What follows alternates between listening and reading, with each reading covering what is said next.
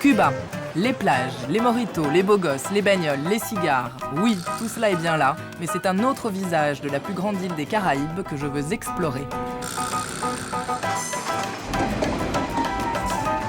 Je compte sur une ligne de chemin de fer, celle qui relie Santiago à la Havane, pour me donner accès à une autre version du pays, affranchie des clichés et de la mise en scène idyllique orchestrée par les autorités. Depuis 50 ans, le peuple cubain a engagé une drôle de danse avec la dictature. Je veux savoir comment l'on vit dans cette prison dorée. Vous avez un billet? Oui. Mais vous ne pouvez pas entrer avec la caméra.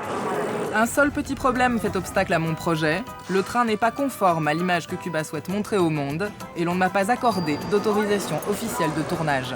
Qu'à cela ne tienne, je ne vais pas m'arrêter là. Nous allons faire les touristes et avec ma petite caméra, je vais voir ce que je peux prendre comme image pour ne pas avoir de soucis avec les autorités.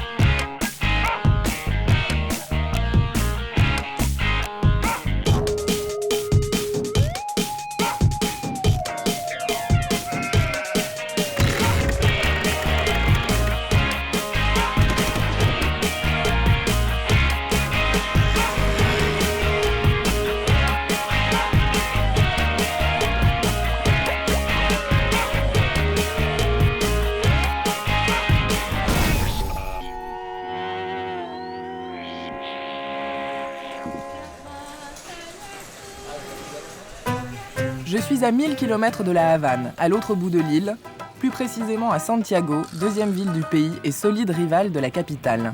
Loin des zones touristiques, j'ai prévu 4 escales lors de mon périple: Camagüey, Guayos, Santa Clara, La Havane. Si tout se passe bien, ce qui est exceptionnel paraît-il, le train arrive à La Havane 14 heures après son départ. J'arrive à Cuba, Fidel n'est plus au pouvoir. Les Cubains sont perplexes et il faut les comprendre.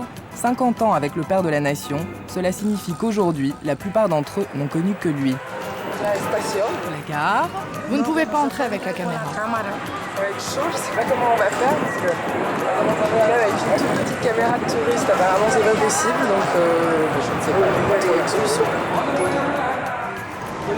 Pour les billets? La petite maison blanche là-bas, c'est le guichet pour les étrangers, qui doivent payer avec une monnaie qui n'est pas la même que celle des Cubains.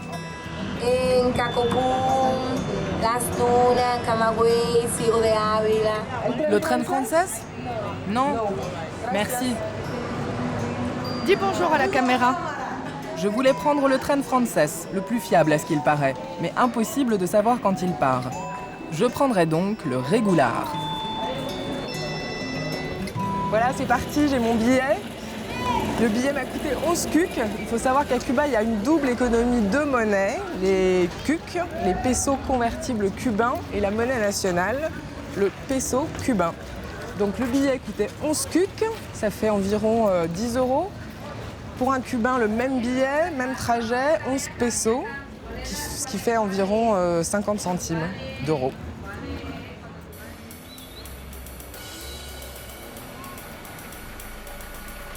Double économie, double morale, double vie. Si ici le taux de chômage est proche de 0, il ne faut pas se fier aux apparences. Que l'on soit chauffeur de taxi, barbier, avocat ou dentiste, en réalité, aucun salaire officiel ne peut subvenir aux besoins d'une vie. Alors il faut chercher ailleurs les moyens de survivre, et dans un pays où quasiment tout est interdit, cet ailleurs, c'est l'illégalité.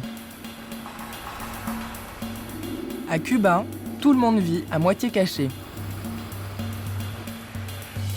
Je n'ai pas échappé à cette règle et je vais donc pouvoir explorer l'île selon la coutume locale, toujours à la limite de la clandestinité, toujours aux aguets, car ici, même quand tout paraît normal, on ne sait jamais. Les Cubains ont beau être très communicatifs, la police, elle, n'aime pas beaucoup les voir parler avec des étrangers.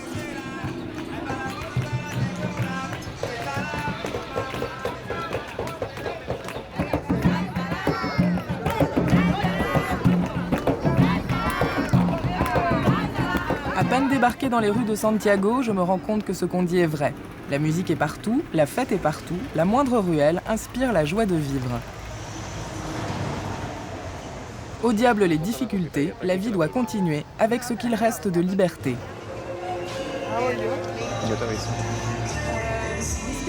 Vous parlez anglais? Non, Italien? Qu'est-ce que vous faites ici? je m'occupe de la décoration. Ah, c'est pour ça que vous êtes toujours en retrait. Ça vous plaît? Oui, beaucoup, c'est très joli. Les ballons sont difficiles à trouver ici. Et comment faites-vous? Des amis me les rapportent de l'étranger. On peut en acheter, mais on n'en trouve pas facilement ici. Et ça, vous l'avez fait vous-même? Oui, je l'ai fait à la maison. J'utilise des éponges pour donner du volume. Tout ça, c'est moi qui l'ai fait. Et les petites fleurs? Je les trouve au marché. Et après, c'est vous qui les disposez. Exactement. Et voilà l'hôtel pour les mariés.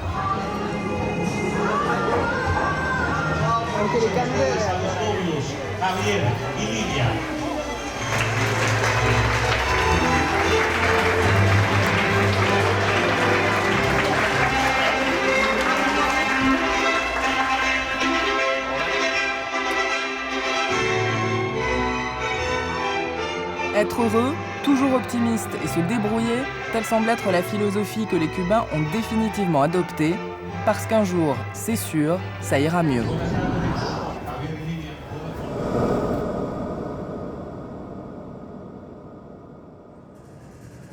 J'y vais, j'ai ma petite caméra cachée dans mon sac. On va voir ce qu'on peut filmer malgré les interdictions.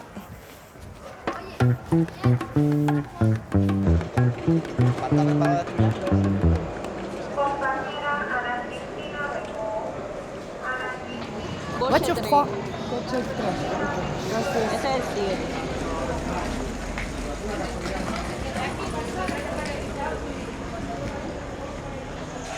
L'ambiance est vraiment super bizarre. Il n'y a quasiment personne sur le quai, les gens sont déjà montés dans le train. Il y a très peu de lumière sur les quais. Il n'y a pas du tout de lumière dans le train alors que tout le monde est dedans. C'est hyper bizarre. Obscurité oblige, je mets la caméra en position infrarouge. Il n'y a pas de lumière dans le train? Non, pas de lumière. Et après, il y aura de la lumière? Non, rien jusqu'au lever du jour. Ok, gracias. Merci. Vous pouvez monter. Attention par là, attention. Moi, je m'attendais à un truc, je sais pas, à l'africaine, avec plein de gens, des gens quasiment sur le toit, un bordel pas possible. Là, c'est incroyable, il n'y a pas un bruit. Les gens sont super calmes et puis surtout, il n'y a pas de lumière du tout. Quel numéro cherchez-vous? 23. Par là-bas devant. Ok, merci.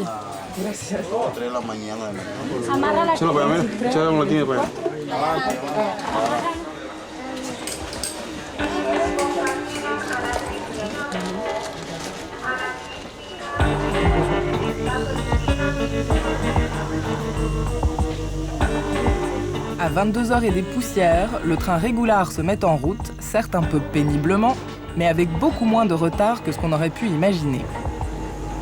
Bye bye Santiago.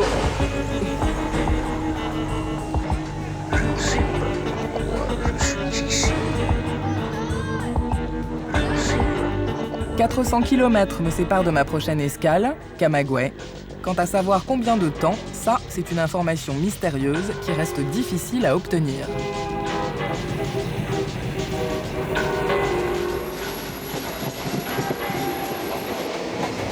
Salut, tu as une cigarette? Non, Quelque chose à manger? non, sur moi non, mais là-bas à ma place, oui. C'est pas grave. Où tu vas? À Camagüey. Camagüey. Et toi?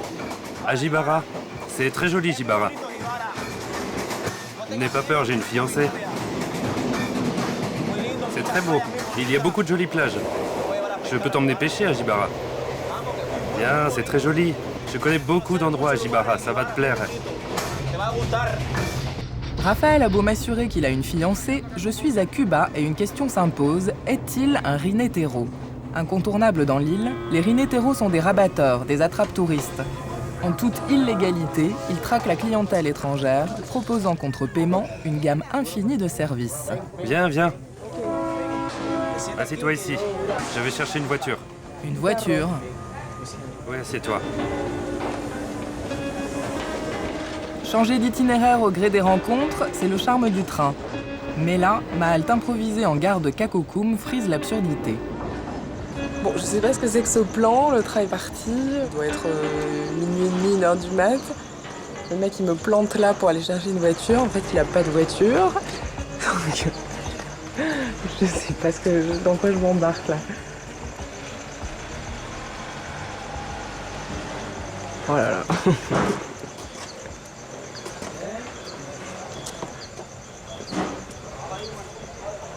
Ça promet.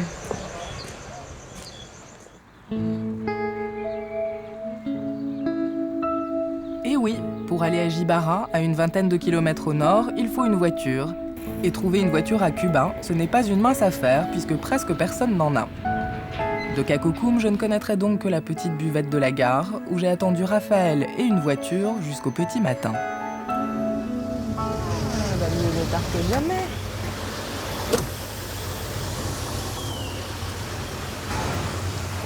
Bonjour. J'ai enfin trouvé une voiture qui peut nous emmener à Jibara. Merci.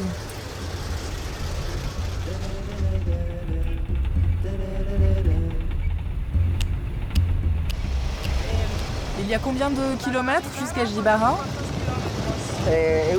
Environ 17 km. 20 minutes de route, car la route n'est pas bonne. On ne peut pas aller très vite. Et puis c'est une vieille voiture, ce n'est pas une voiture moderne comme les vôtres. Dans votre pays, vous allez toujours vite. Vous foncez. Ça, c'est une Chevrolet de 58. Jusqu'en 1958, on avait des licences. Puis en 59, avec la Révolution, ils ont supprimé les licences. C'est pour ça que presque tout le monde préfère conduire une voiture américaine avec licence plutôt qu'une voiture moderne qui n'en a pas. J'essaie de l'entretenir comme je peux. Elle me permet de subvenir aux besoins de ma famille. Et grâce à elle, je peux en sortir. Tu sais, c'est une lutte quotidienne, ce n'est pas facile. Quand on n'a pas le document officiel pour faire le taxi, il faut avancer caché. On vit caché. Comme ça? Oui, comme ça. À Cuba, toutes les voitures appartiennent à l'État. Toutes, sauf celles qui étaient là avant 59. Les vieilles américaines sont passées au travers de la Révolution. Ce sont les seules qu'on peut acheter et revendre. À Jibara, je choisis de loger dans une casa particular, une chambre chez l'habitant. Légalisée depuis 1996, cette pratique est strictement réglementée. 2 chambres maximum par maison, une taxe de 90 à 240 € due à l'État que les chambres soient louées ou non, pas de Cubains et d'étrangers dans la même maison, sauf les propriétaires bien évidemment. À tout à l'heure. Ciao. Merci. C'est ça, c'est un grand lit, 1,60 m, vue sur la mer. Ouais, c'est super. Et les lumières, c'est là, voilà. Voilà, le miroir, et puis toilette, tout. Bon, bah c'est super. Reposez-vous bien et n'oubliez pas, si vous avez besoin de quelque chose, n'hésitez pas. Merci beaucoup. Vous êtes la bienvenue. Merci. Ciao. Les propriétaires doivent aussi tenir un registre et déclarer leurs clients aux autorités sous 24 heures. Un système qui permet de contrôler l'activité des loueurs, mais aussi, si besoin est, de suivre les étrangers à la trace.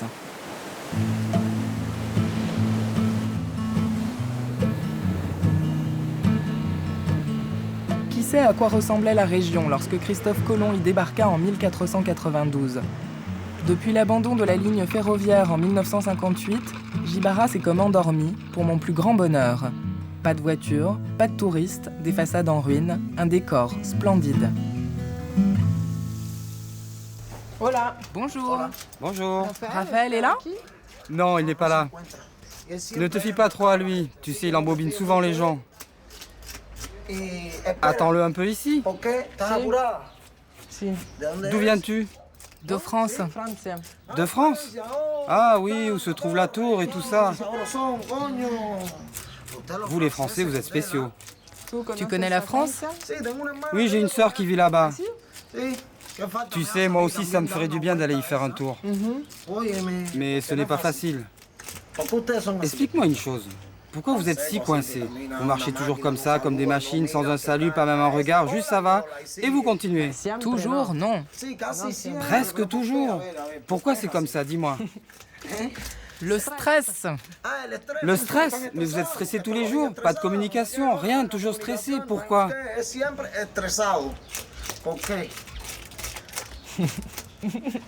Il faut être séduisant, plus causant. On s'amuse, on danse, on va faire un tour. Vous êtes fous. Votre culture, il n'y a que vous qui la compreniez. Mais ne t'inquiète pas, parce qu'ici à Cuba, ce qu'il y a de meilleur, c'est la communication. Je vais te faire goûter un bon filet de poisson. Tu verras comme il est bon. Même nos poissons n'ont rien à voir avec les vôtres. Regarde ça, cette qualité. Oui, il a l'air très bon. Très savoureux. Une bonne odeur. Ça, c'est du poisson cubain. Alors? Bon, eh bien je... Bon. tout. Si je vois Raphaël, je lui explique que tu l'as attendu. Comment tu t'appelles? Emma. Enchanté, Adrien. Dis donc, comme tu m'attrapes le bras, je te dis, vous êtes coincé. Laisse-moi te raccompagner jusqu'à la porte. Raphaël est finalement passé me chercher dans la soirée à la Casa Particular. Je ne sais toujours pas si oui ou non il est un rinétéro. D'ailleurs, au fond, qu'importe. La discothèque s'appelle Le Fort. Le Fort. Mais ta fiancée, elle est où? Ici. À qui? Ici? Ici, à l'école. Pas à la discothèque. Non. Si grâce à moi, il peut arrondir ses fins de mois avec les commissions touchées sur la maison, la voiture ou encore les consommations, tant mieux. Moi, grâce à lui, je découvre Gibara. El Fuerte.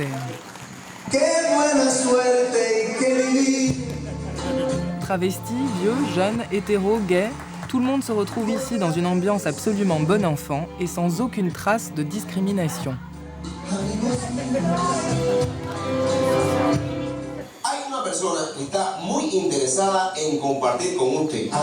Pas de trace non plus de la police, et heureusement, car tout Cubain qui parle à un étranger est susceptible d'être arrêté et contrôlé, aussitôt soupçonné de rinétérisme.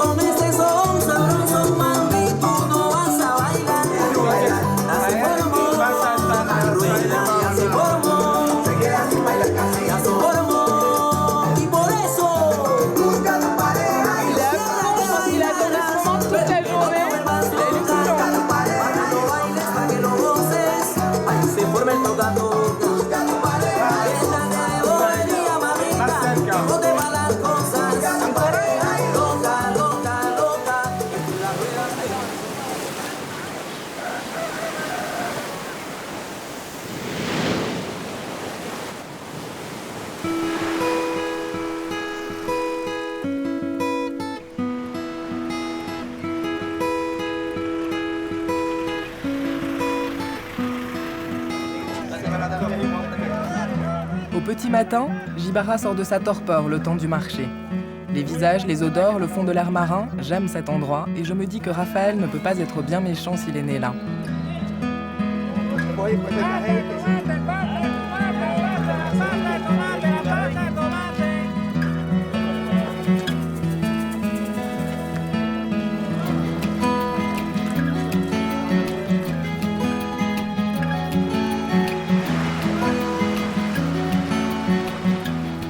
J'ai rendez-vous avec Raphaël pour une pêche aux poulpes.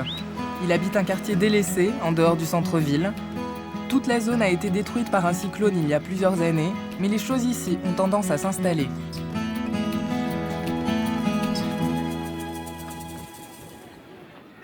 Enfilade de baraquements, murs de briques et bouts de tôle, on dirait que le cyclone vient tout juste de passer. Bonjour. Entre. Comment vas-tu? Bien. Voilà ma maison. Elle est dans cet état à cause du cyclone. Je dois la reconstruire. Oui, c'est comme ça dans tout le quartier. Tu novia? Et ta fiancée, quel âge a-t-elle? 15 ans. Et Et vous êtes ensemble depuis combien de temps? 2 ans. 2 años. Faut que je mette une nouvelle porte. Je l'ai déjà, mais je n'ai pas de ciment. Il faut que j'en trouve pour terminer ça. Bon, on va à la pêche? On va chercher des poulpes, d'accord? Ok, perfecto, Ok, muy parfait. bien. Allons-y. Vamos.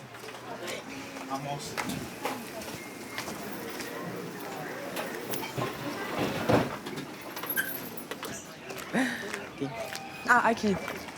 Mon frère, viens avec nous, on va pêcher.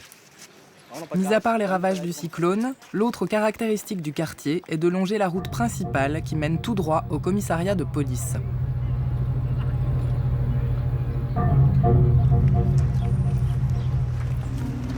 Comment tu t'appelles? Oui. Luis. Oh, regarde, la police.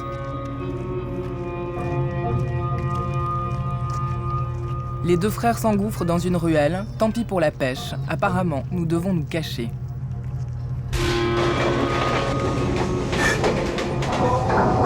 Voilà dans le train.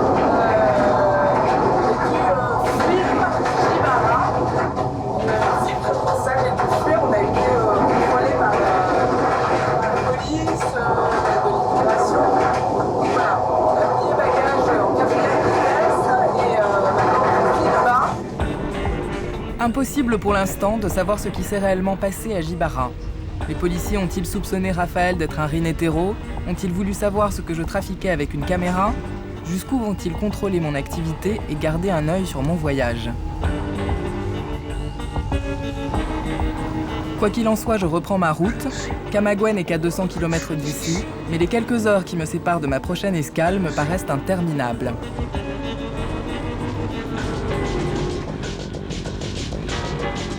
Dans ce train, comme partout ailleurs à Cuba, la police est omniprésente. Personne ne peut jamais savoir pourquoi ni pour qui elle est là. Même quand on ne fait rien, on se sent coupable. Le système de contrôle le plus redoutable de ce pays, c'est la paranoïa.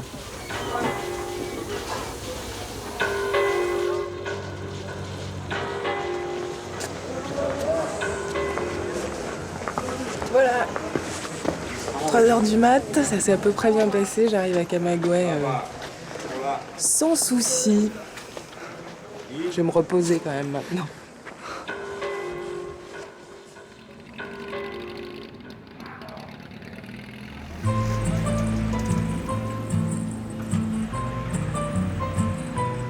Après une bonne nuit de sommeil, l'atmosphère me paraît à nouveau à peu près normale et je reprends le fil de mes pérégrinations. Pourtant, les nouvelles de Raphaël ne sont pas très encourageantes. La police l'a plusieurs fois interrogé à propos de ma présence sur l'île. Camagüey, c'est une ville qui a été déplacée 3 fois en s'éloignant de la mer à chaque fois pour échapper aux pirates. Du coup, ils l'ont construite comme un vrai labyrinthe. Il y a plein de petites ruelles dans tous les sens. C'est un vrai dédale. Donc ça tombe bien, je vais essayer de me faire distraite moi aussi.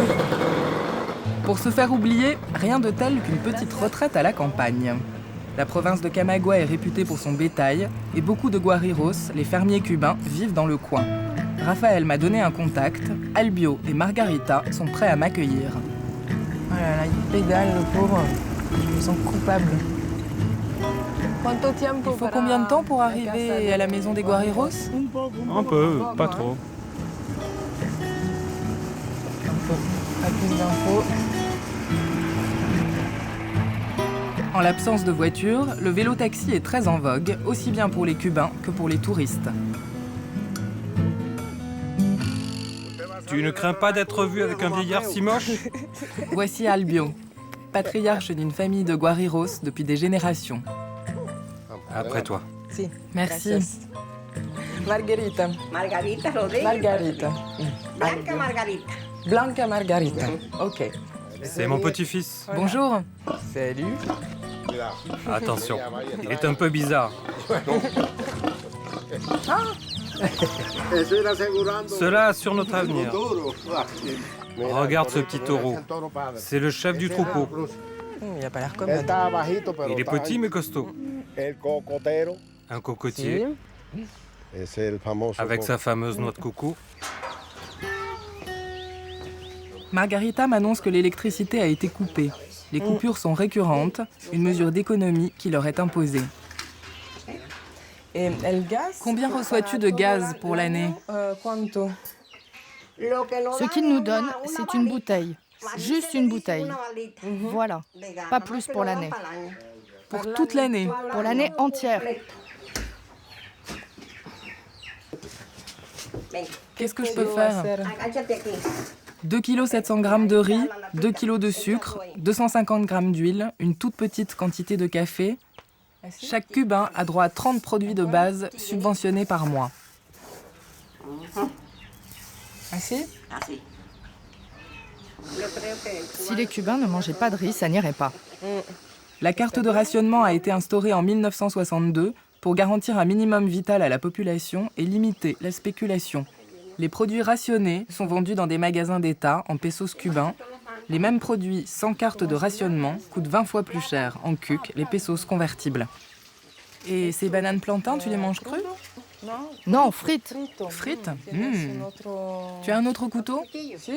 Tiens, attends.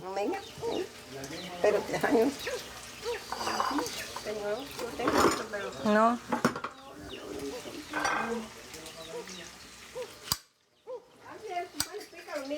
Le rationnement fut plus que jamais à l'ordre du jour pendant la crise économique des années 90. La période spéciale, un programme d'austérité mis en place à l'effondrement de l'Union soviétique, devait durer 5 ans. Aujourd'hui, le rationnement est toujours en vigueur. Alors, ça a l'air bon? Oui, très bon. Coupure d'électricité, rationnement du gaz et des vivres, un couteau rouillé pour tout ustensile. À sa manière, Margarita est une héroïne. Il suffit parfois de peu de choses pour se faire adopter. Albio et sa famille m'ont accueilli comme l'une des leurs. La seule retenue que je décèle chez eux est celle de la pudeur des gens simples, de ceux qui n'ont presque rien et qui n'ont plus la force de le cacher. Tu aimes ce travail? Ça me plaît. Je suis né avec elle. J'aime beaucoup la campagne. Et la ville? Plus la campagne que la ville. Albio n'a pas à s'en faire, qu'importe la difficulté, la relève est assurée. Parle-lui de cette table. Elle est plus vieille que moi. J'ai 72 ans. Elle doit en avoir 74 ou 75.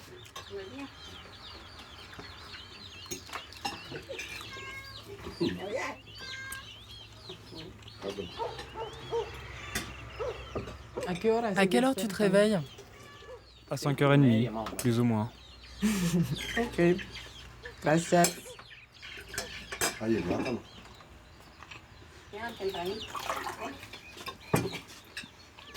Lorsque les poules se mettent à chanter, alors on se lève. À 4 heures. Tu veux rester avec nous cette nuit? Oui. Pour moi, c'est parfait. C'était pas prévu que je passe la nuit ici, mais ils sont adorables, donc je reste très volontiers. Puis apparemment, Albio compte sur moi demain matin pour le boulot, donc je ne vais certainement pas décliner leur invitation. Et puis Margarita m'a prêté un très joli t-shirt pour dormir. Alors attention, les fils, je les déconnecte. Hop. Qu'est-ce que c'est beau cette brume.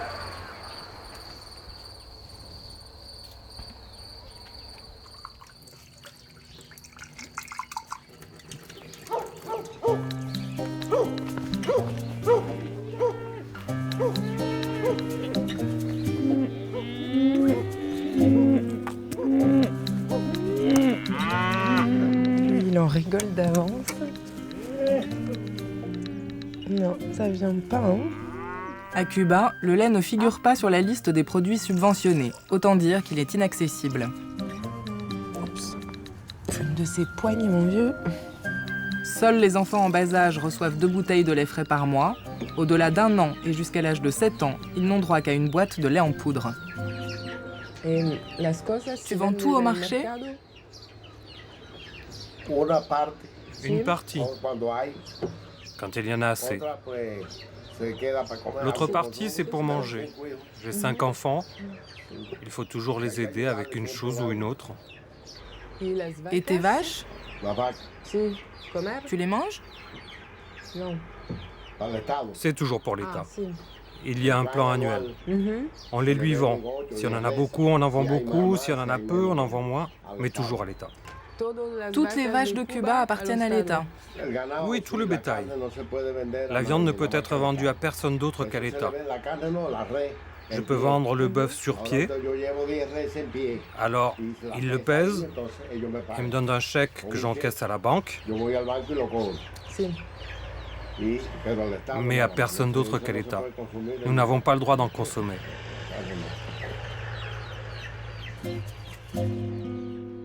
À Cuba, si l'on ne veut pas avoir de gros problèmes avec l'État, mieux vaut tuer un homme plutôt qu'abattre une vache.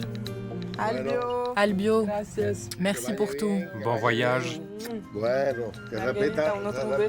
Bonne route. Et rappelle-toi que maintenant, tu as une amie ici. Merci. 4 heures du matin, retour à la gare de Camagüey. Après la trêve chez les Guariros, me voici à nouveau sur le qui-vive. Depuis la fuite de Gibara, il n'y a rien à faire, le train de nuit réactive la paranoïa.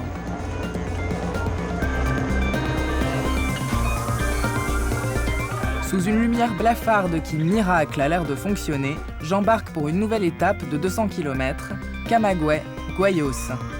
À partir de Guayos, j'espère pouvoir rejoindre Trinidad demain matin. Pour la première fois, je découvre le train de jour, mais la lumière ne change pas grand-chose aux impératifs.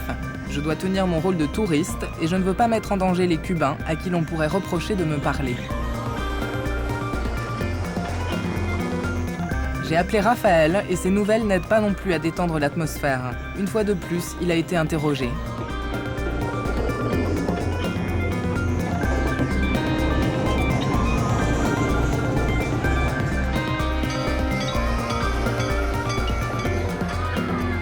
Arrivé à Guayos, sans encombre.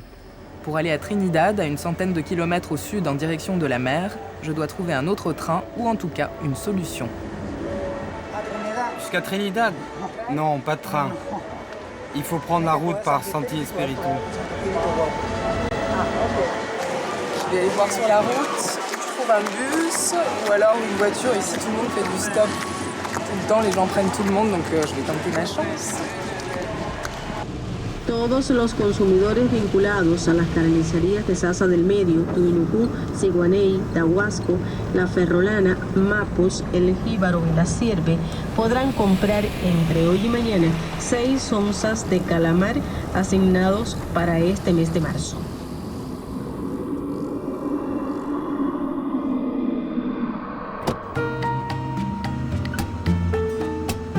Trinidad. Un nom et une ville mythique inscrite au patrimoine de l'UNESCO depuis 1988.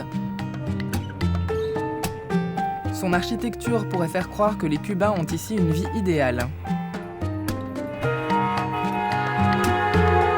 Mais à Trinidad, comme partout ailleurs à Cuba, toutes les maisons appartiennent à l'État. Sauf quand on a eu la chance d'avoir reçu une demeure en héritage.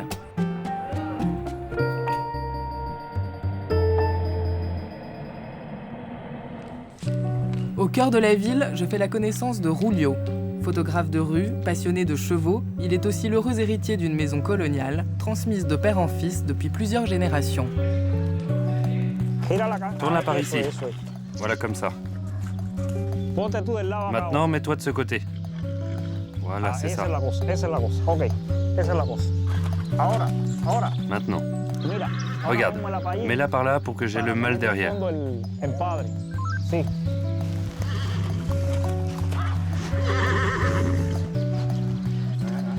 Regarde, il arrive, quel sauvage.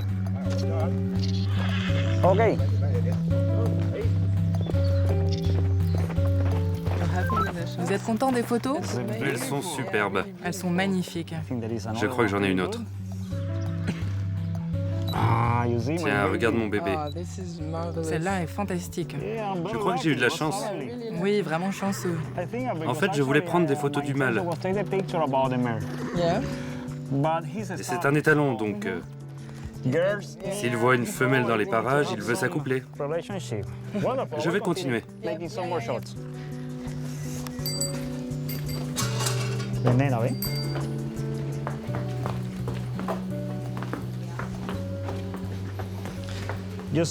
Tu vois, elle monte les marches très facilement. Le problème, c'est qu'elle veut parfois manger des fleurs. Mais elles sont en plastique. Oui? Je sais pas. Elle les aime. Tu vois, elle parvient à éviter les meubles. Elle adore les bibelots de ma femme. Elle aime regarder à travers la fenêtre. Les gens pensent que je suis fou. Bien sûr, moi aussi je pense que t'es fou. Non, c'est un entraînement. Elle en a besoin pour survivre. En cas de cyclone, elle peut rester ici sans problème. Elle adore se regarder dans le miroir. Elle sait qu'elle est très belle. Regarde. Oh, je suis belle. Je suis la fille de Julio. Quelle beauté, tu vois? Issu d'une lignée de médecins gynécologues, Julio a vu le jour ici même, dans l'une des chambres de cette maison. Héritier et donc propriétaire, la majeure partie de ses revenus est engloutie dans la restauration de sa demeure et dans l'acquisition de matériel photographique. Je vais te montrer cette sélection que j'ai faite. Ce sont quelques-unes de mes photos préférées, du point de vue photographique. Nous n'avons pas l'habitude de voyager. Et les touristes, évidemment, voyagent. Et lorsqu'ils viennent dans des endroits comme Trinidad, ils arrivent comme Christophe Colomb. Nous sommes des conquérants. Les rois du monde. Oui, exactement. Mais parfois, ils ont l'air si ridicules. À Cuba, il y a plusieurs religions. La principale est la religion catholique, mais il y en a d'autres introduites par les Africains. Il y en a principalement 3, dont une plus populaire appelée Santeria. Ici, c'est pendant une procession pour Saint-Lazare. Donc quand quelqu'un est malade, les gens vont voir Saint-Lazare pour être guéris. Qui est cet homme? Parmi les prêtres Santero, c'est le plus important que nous ayons ici à Trinidad. Il est d'un niveau très élevé. Je serais ravie de le rencontrer si c'est possible. Bien sûr. Je peux te montrer où il vit? Hola. Bonjour.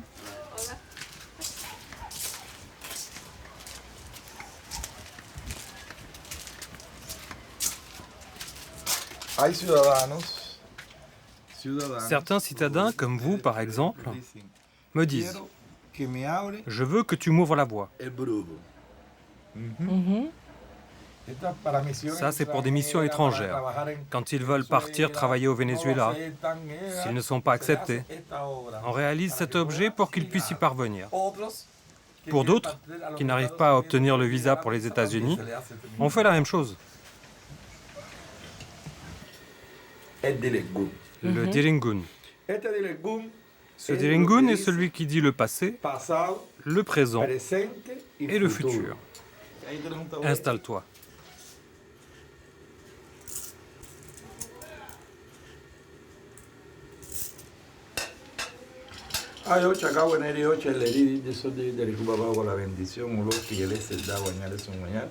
Aquí está su amor, misa de cabo de un año viajo aquí en Kenia, fue esa paz, tranquilidad. Yo sé. Ocha cago en ese eleri, de la ocha que la salva. La bénédiction de Dieu, La bendición de Dios, de ma mère, de mi madre, de mon père de mi padre et de tous ceux qui et m'accompagnent. de todo que me acompaña. Pon la manito aquí. Mets tes mains de ce côté Ponla acá. et de l'autre. Ochareo, adachi. Ahora la deja. Maintenant, tu les laisses tomber. Déjalo caer. Dice una persona que se pasa el día L'esprit dit qu'elle passe ses journées à écrire. Yemaya dit qu'elle ne doit pas être aussi indécise. Elle médite, elle pense un peu trop à ce qu'elle doit faire. Elle est très préoccupée. Oui, mais le problème c'est que tout ça est trop personnel. Et je ne veux pas que ce soit dans le film. Est-ce que je peux demander quelque chose pour une amie très proche? Oui.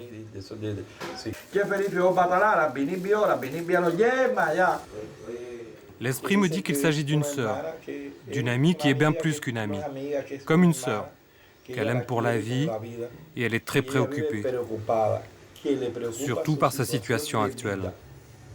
J'aimerais juste l'aider à se sentir mieux. Parce que cette personne est déprimée.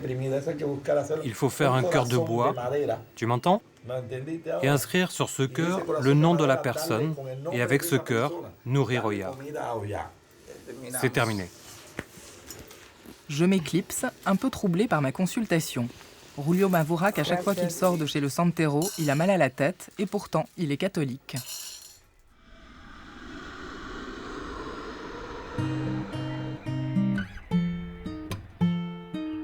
Aujourd'hui, je retourne chez le Santero pour le sacrifice. D'ici peu, j'espère que mon ami ira mieux. Ici, la Santeria compte probablement plus d'adeptes que la religion catholique. Profondément ancrée dans le quotidien des Cubains, la Santeria associe des saints catholiques aux divinités africaines Yoruba, les Orishas. Les prêtres devins, appelés Santero ou Babalao, seraient environ 4000 à Cuba. Il est beau. Il est destiné à Elegua, afin qu'il ouvre la voie. Il t'ouvrira les chemins à toi et à moi. Quand tu repartiras, tout ira mieux. Elegua, le dieu de la destinée. C'est son esprit qui a parlé hier à travers les coquillages. Le bateau maintenant est arrivé. C'est à Elegua que l'on va sacrifier un coq pour qu'elle ouvre la voie à cette amie qui, bien qu'à l'autre bout du monde, est ici présente à travers moi.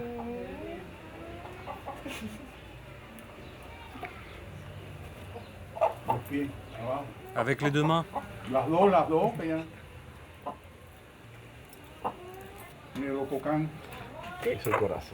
On dirait qu'elle a peur. Era de Cunde, era de Cunde, era de Cunde, era de Cunde, era de Cunde, era de Cunde, era de Cunde. Para Suayo. Para Suayo. Cara. Maulía la guarama.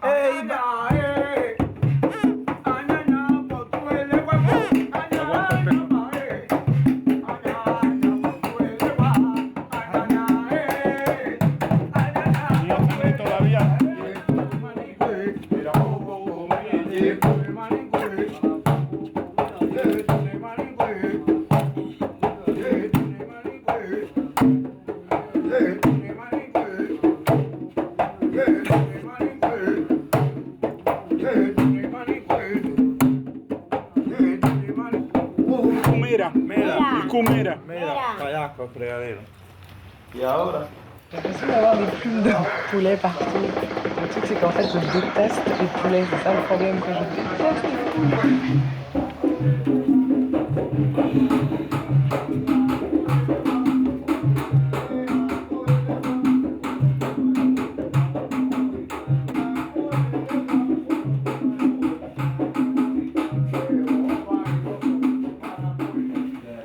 Si avec tout ça, ça marche pas.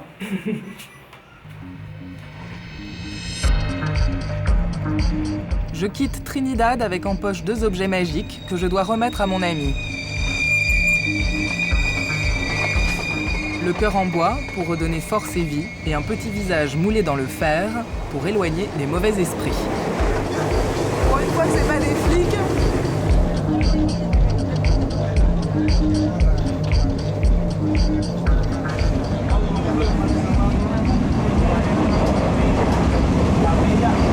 Puis encore ce truc, ça macérait pendant 2 jours dans le sang de poulet, le vinaigre, le miel et tout ça. C'est bizarre d'avoir ces objets-là quand même.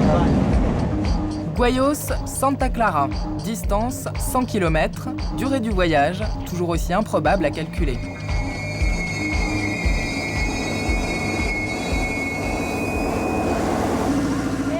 Sandwich au fromage. Les marchands ambulants sont là pour faire des affaires et il faut les faire vite.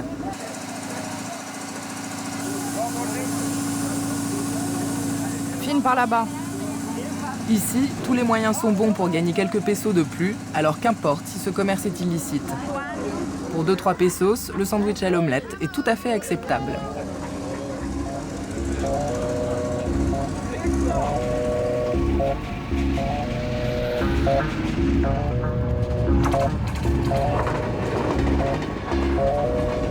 Décembre 1958.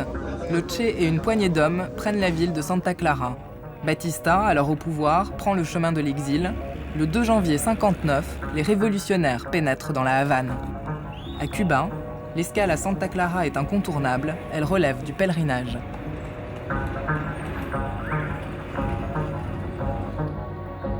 Depuis 1997, les restes du Che, rapatriés de Bolivie 30 ans après sa mort, reposent ici en paix, sous ce mausolée colossal.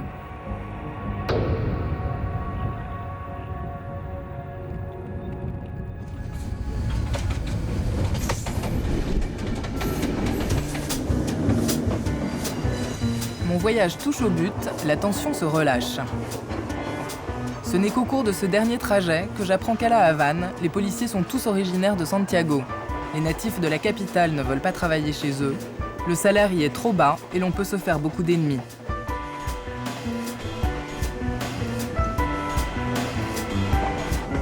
« 280 km, la Havane n'est plus très loin. D'après le policier, il faut quand même compter 4 heures pour y arriver. Le train s'arrête souvent, au beau milieu de nulle part. Par contre, si le train est complet, il ne s'arrête pas dans les gares principales. Allez comprendre. «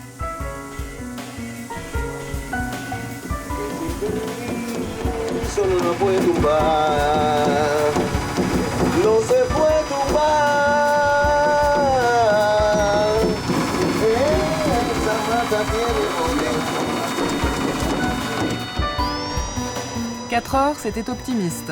C'est le temps que nous mettons finalement pour parcourir 80 km. Dans les wagons, il fait 40 degrés, les passagers n'en peuvent plus. Quand on vient de l'autre bout de l'île, ça devient insupportable. Je comprends maintenant pourquoi le train voyage principalement de nuit. » Bonjour. Bonjour. Je t'ai vu filmer à Santa Clara. J'aimerais te parler, mais pas devant la caméra. Peut-on se rencontrer à la Havane? Oui, bien sûr. Appelle-moi quand on sera à la Havane, d'accord? Entendu.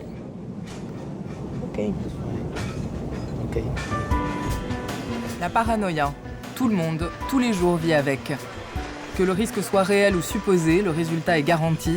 Les gens s'autocensurent et le système de surveillance fonctionne à merveille, sans personne.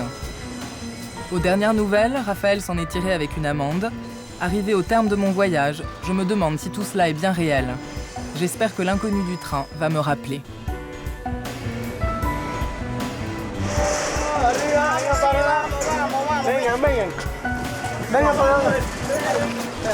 Welcome to Havana.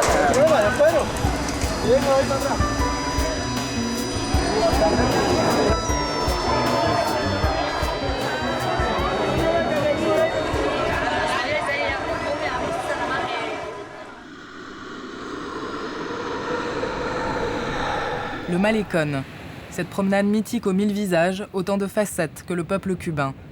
Pour moi, le Malecón ressemblera toujours à ça, romantique, rebelle, prisonnier de Yemaya, la déesse de l'océan.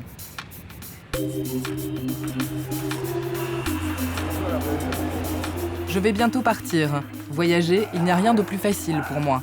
Mais quand on est cubain, cela tient du miracle.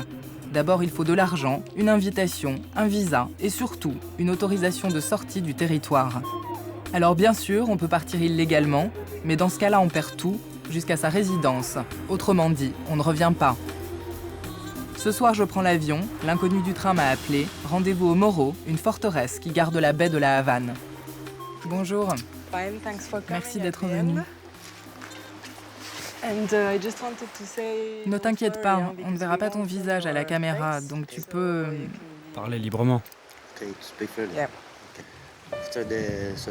Après la chute de l'Union soviétique, nous avons connu de graves problèmes dans les transports, dans l'approvisionnement des vivres. La situation à Cuba était terrible. Les gens voulaient s'échapper, partir. Je pensais que c'était ce que je devais faire.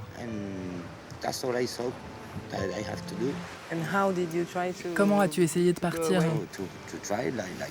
Comme tous les autres, sur une embarcation de fortune, un radeau de bois fabriqué à la maison. C'est très dangereux. Je crois que dans la société actuelle, les jeunes générations essaient de changer les choses.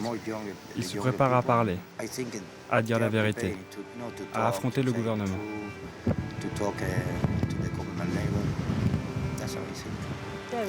Qu'est-ce qui est le plus dur à vivre pour toi? Le manque de liberté? J'ai besoin d'espace, d'un espace vital. Et qu'est-ce que tu vas faire maintenant? Tu vas partir encore? Oui, mais dans un avion, de façon légale. C'est ce que je dois faire. Pour que tu puisses revenir dans ton pays? Oui, bien sûr. Je veux revenir à Cuba. Je ne veux pas perdre ma résidence. J'adore mon pays. Pour nous, ça a été très difficile de faire ce film. Pourquoi? Parce que la police était sans arrêt derrière nous. Je crois qu'on a eu une bonne idée du type de problème que vous rencontrez ici.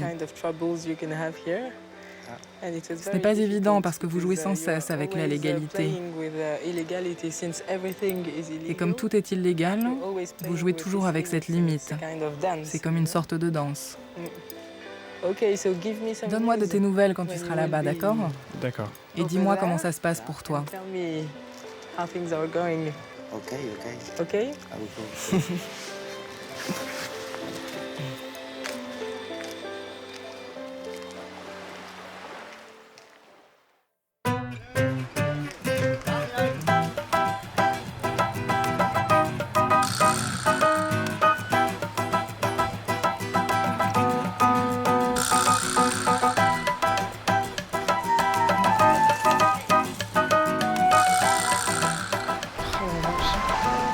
Ça, c'est de la locomotive.